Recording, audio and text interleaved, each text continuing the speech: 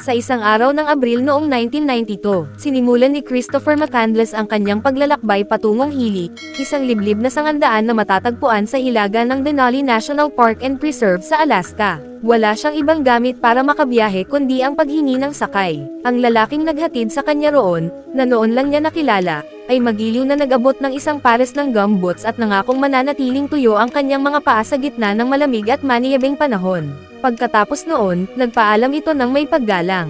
Nagpatuloy si Christopher sa paglalakad sa makapal na nyebe, tumatawid sa mabatong kabundukan at sa isang umaagos na batis, hanggang sa marating niya ang isang napakagandang lugar na tila isang tunay na winter wonderland. Upang matandaan ang kanyang dinaanan, maingat niyang isinabit ang kanyang sombrero sa isang sanga ng puno. Pagkatapos, lumabas siya upang maghanap ng mga ligaw na kuneho, dala ang kanyang .22 caliber rifle bilang pansiguridad. Matapos matagpuan ang perpektong lugar para magkampo at manirahan, nadiskubre niya ang isang abandonadong bus na agad niyang ginawang kanlungan at pansamantalang tirahan.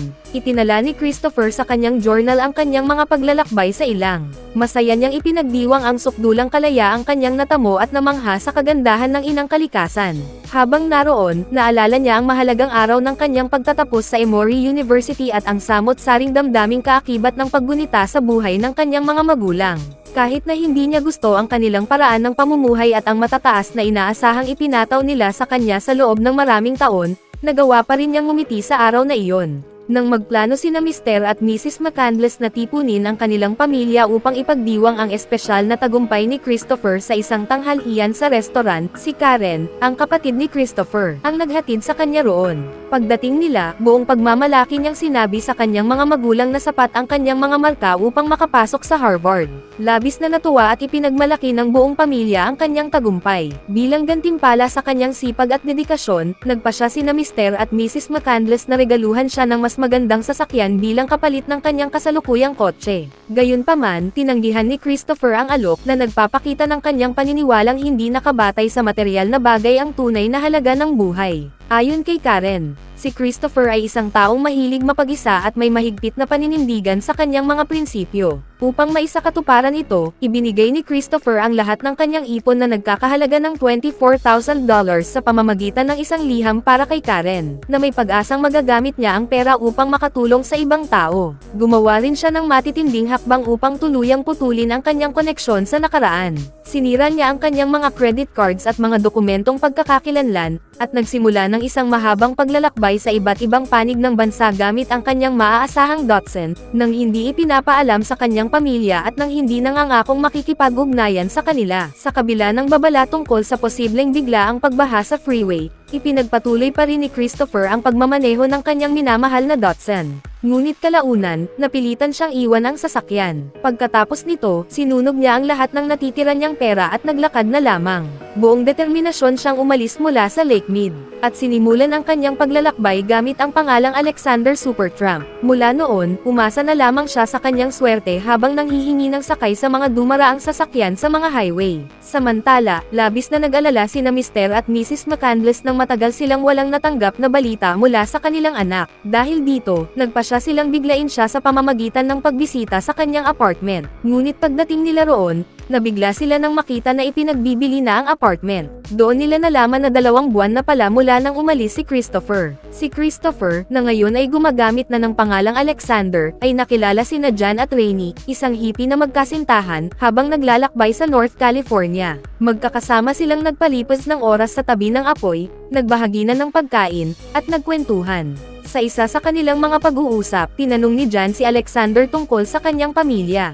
Sa kalmadong paraan, ikinwento ni Alexander ang tungkol sa kanyang mga magulang na namumuhay na sa kani-kanilang paraan sa kung saan man sila naruroon. Ibinahagi rin niya na maraming kaguluhan ang kanyang naranasan noong bata pa siya dahil sa madalas at mararahas na pagtatalo ng kanyang mga magulang, na muntik nang magdulot ng paghihiwalay ng kanilang pagsasama. Bagamat hindi sila nagdiborsyo, malaki ang naging epekto ng walang tigil nilang pag-aaway sa buhay ni Alexander. Dahil dito, nawalan siya ng paniniwala sa mga relasyon. Kinabukasan, Nakaupo si Rainy sa ibabaw ng mga bato habang pinagmamasdan si Jan na naglalakad sa tabing dagat. Ngunit naputol ang kanyang pag-iisip nang dumating si Alexander. Ikinwento ni Rainy ang tungkol sa unti-unting pagkasira ng kanyang relasyon kay Jan. Bilang tugon, sinabi ni Alexander na may mga taong naniniwala na hindi sila karapat-dapat mahalin dahil sa masasakit na karanasang pinagdaanan nila noon. Pagkatapos nito, hiniling ni Rainy kay Alexander na puntahan si Jan, na para bang nais niyang tulungan siya nitong maayos muli ang kanilang relasyon.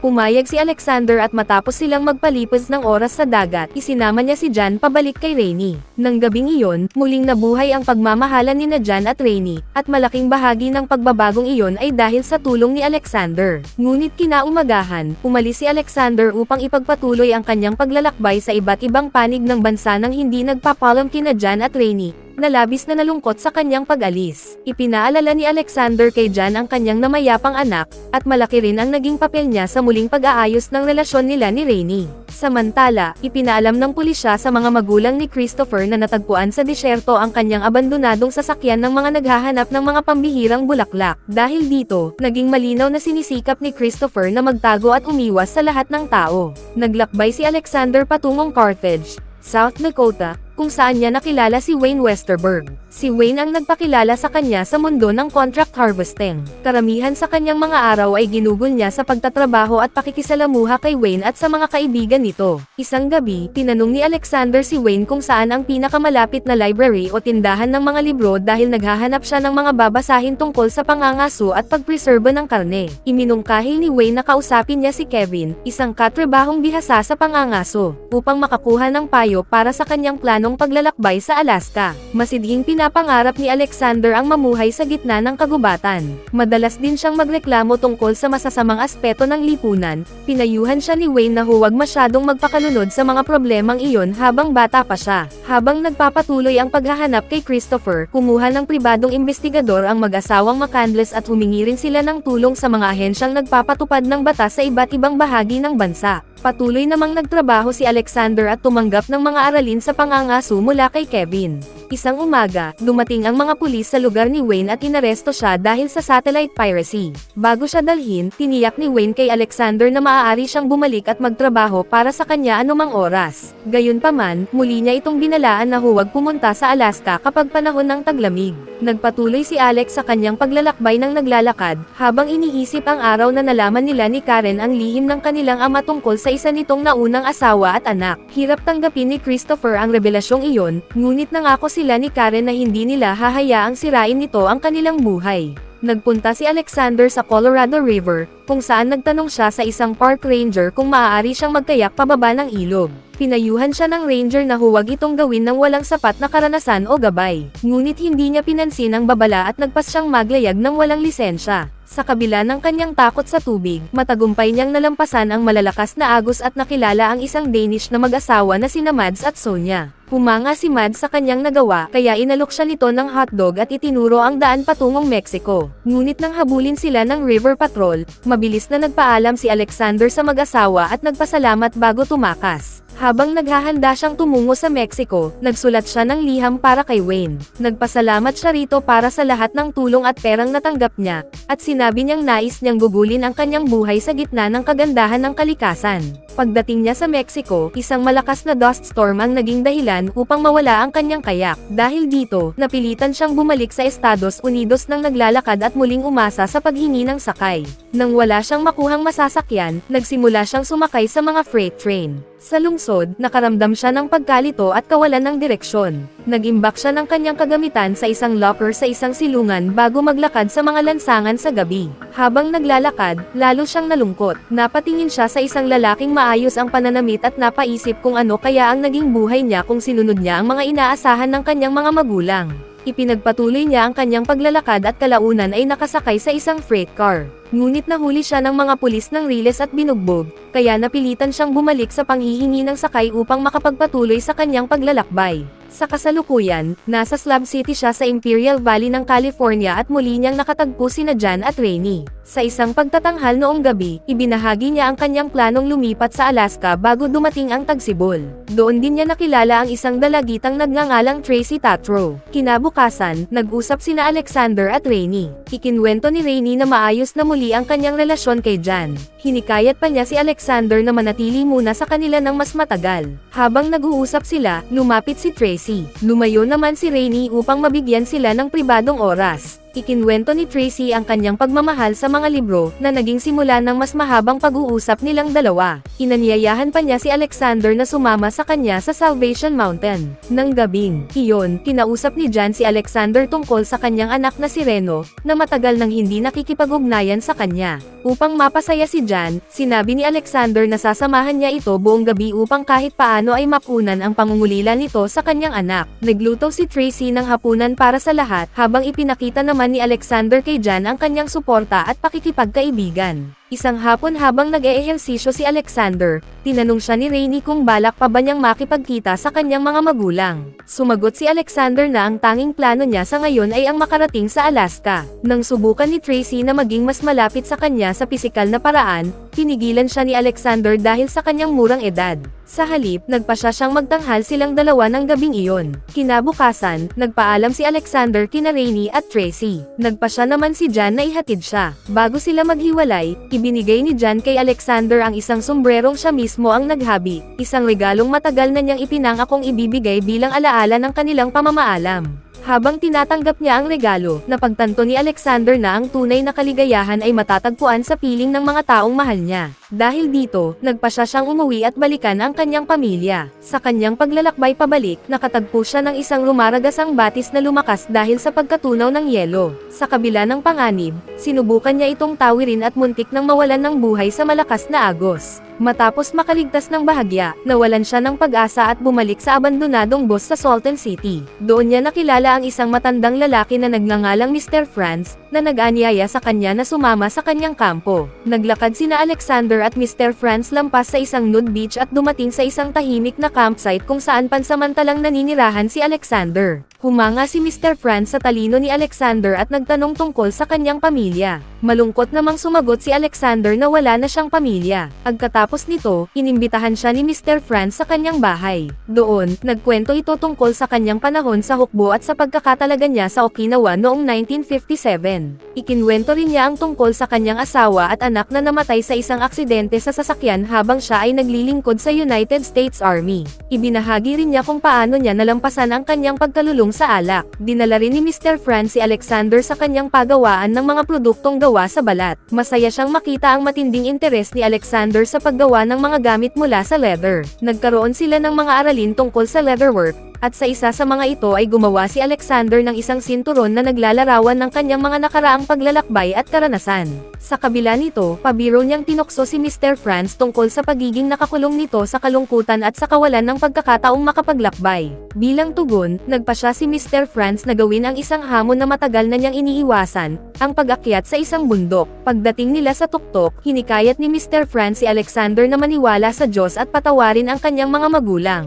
Kalaunan, nagising si Mr. Franz sa kalagitnaan ng gabi at napansin niyang gising pa si Alexander at naglalakad sa loob ng bahay. Natakot siyang baka umalis ito bago sumikat ang araw. Upang pigilan iyon, inalok niya si Alexander ng sasakyan papunta saan man ito gustong magpunta, at ipinaliwanag na kusa niya itong ginagawa dahil nais niya talaga itong tulungan. Binigyan din niya si Alexander ng iba't ibang kagamitan para sa kampong at inihatid ito sa disyerto. Nang iminungkahi ni Mr. Franz na maaari niya itong ampunan bilang sariling anak, sumagot si Alexander na pag-uusapan nila iyon kapag nakabalik na siya mula sa Alaska. Matapos ang kanilang huling pamamaalam, muli siyang nagpatuloy sa kanyang paglalakbay. Pagkatapos nito, nagsimulang gumanda ang kalagayan ni Alexander nang dumating ang tagsibol sa Alaska. Naging matagumpay siya sa pangangaso. Naayos niya ang kanyang mga gamit, at mas lalo niyang natuklasan ang kanyang paligid. Samantala, habang nananatiling nawawala ang kanilang anak, mas naging malapit sina Mr. at Mrs. McCandless sa isa't isa. Pinag-isa sila ng sakit, pag-aalala, at desperasyong pareho nilang nararamdaman. Isang araw, nakakita si Alexander ng isang elk at nagpas siyang barilin ito. Matagumpay niyang napatay ang hayop at agad na tumakbo pabalik sa bus upang hanapin ang mga tagubilin kung paano maayos na mapepreserba ang karne nito. Ngunit kalaunan ay pinagsisihan niya ang pagpatay sa elk dahil hindi niya nagawang mapanatili ang karne nito. Wala siyang nagawa kundi panoorin habang nilala pa ito ng mga lobo, isang pangyayaring muling nagpaalala sa kanya kung gaano kawalang pakialam ang mundo sa mga paghihirap ng tao. Dahil sa kakulangan ng ibang hayop sa kagubatan, unti-unting nalugmok si Alexander sa matinding gutom at desperasyon. Upang mabuhay sa ilang, umasa siya sa isang guidebook upang matukoy kung aling mga ugat at berry ang maaaring kainin. Ngunit matapos kumain isang gabi, agad siyang nakatulog dahil sa labis na pagod. Kinabukasan, nagising si Alexander na nakararanas ng matinding sakit. Doon niya napagtanto na nakalunok siya ng lason mula sa isa ng mga halamang kanyang nakain. Kung hindi ito maagapan, maaari sana itong ikamatay niya. Sa kabutihang palad, nakaligtas siya sa pagkalason, ngunit labis siyang nanghina. Ganap na siyang nasa awa ng kalikasan. Ang kagubatan na minsan niyang itinuring na simbolo ng kalayaan ay naging isang kulungan na hindi niya matakasan. Siya ay naipit at wala nang mapuntahan. Habang lumalala ang kanyang kalagayan, naisip ni Alexander ang posibilidad na muling makasama ang lahat ng taong nakilala niya sa kanyang buhay. Naisip din niya kung gaano sana kaiba ang mga pangyayari kung nagkaroon siya ng pagkakataong makabalik sa kanila. Sa kanyang isipan, nakita niya sina Jan at Rainy na masayang namumuhay ng magkasama. Naisip niya si Wayne na nakalaya na mula sa bilangguan at malayang nakapaglalakbay. Naisip din niya sina Mads at Sonia na masayang nag-e-enjoy sa kanilang oras sa Los Angeles. At naalala rin niya si Tracy sa gabi ng kanyang prom. Habang may pagmamahal na inaalala ang kanyang mga magulang, isinuot ni Alexander ang kanyang sweater at nagsimulang magsulat ng ilang mga salita. Isinulat niya, "Happiness is real when shared." Pagkatapos nito, naglagay si Christopher McCandless ng isang mensahe para sa lahat ng taong nakilala niya sa kanyang buhay. Sinabi niya roon na naging masaya ang kanyang buhay at nagpaalam siya sa kanila. Sa huling pagkakataon, ginamit niya muli ang kanyang tunay na pangalan, Christopher McCandless. Habang unti-unti siyang nakakatulog, iniisip niya kung gaano sana kasaya ang kanyang mga magulang kung nakauwi lamang siya sa kanila. Dahan-daang pumikit ang kanyang mga mata habang nilalamon siya ng isang payapang pagtulog, isang pahingang hindi na muling magigising sa liwanag ng panibagong umaga. Makalipas ang 2 linggo, natagpuan ng mga mangangaso ng moose ang walang buhay na katawan ni Christopher sa loob ng bus. Noong September 19, 1992, mabigat ang loob na dinala ni Karen McCandless ang abo ng kanyang kapatid mula Alaska patungong Eastern Seaboard.